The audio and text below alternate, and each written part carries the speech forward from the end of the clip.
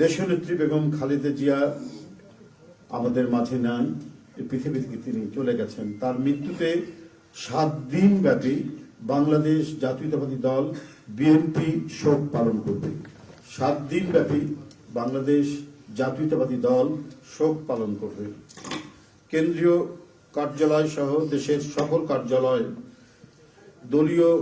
সকল দলীয় কার্যালয়ে 7 দিন ব্যাপী কালো পতাকা উত্তোলন করা হবে। 7 দিন ব্যাপী কালো পতাকা উত্তোলন করা হবে।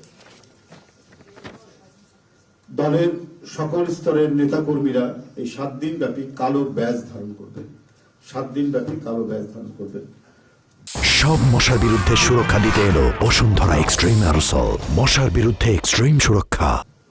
প্রতিটি দলীয় কার্যালয় দেশনেত্রীর জন্য 7 দিন ব্যাপী কোরআন খতম ও দোয়া অনুষ্ঠিত হবে। কোরআন খতম ও দোয়া মাহফিল অনুষ্ঠিত হবে। কেন্দ্রীয়ভাবে গুলশান কার্যালয় ও নয়াপল্টনস্থ কেন্দ্রীয়ভাবে গুলশানস্থ চেয়ারপারসনের কার্যালয় ও নয়াপল্টনস্থ কেন্দ্রীয় কার্যালয়ে এবং জেলা পর্যায়ের দলীয় কার্যালয়ে শোক বহি খোলা হবে। যারা গণ্যমান্য ব্যক্তি আছেন সেই শহরের এবং আরো যারা মনে করেন বিভিন্ন রাজনৈতিক দলের নেতৃবৃন্দ, সেই শোক বহিতে তারা মন্তব্য করবেন এবং স্বাক্ষর করবেন। মরহুমা দেশনেত্রী বেগম খালেদা জিয়ার নামাজে জানাজা ও দাফন পরবর্তীতে জানানো হবে।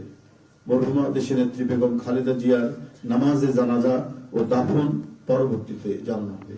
এই ছিল কর্মসূচি। ধন্যবাদ আপনাদের সবাইকে।